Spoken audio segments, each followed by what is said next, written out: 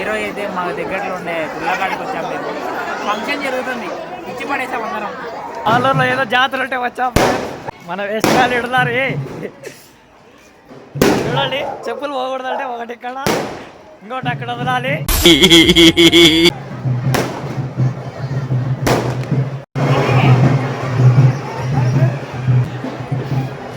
Enter the dragon. ఒక్కోండి guys.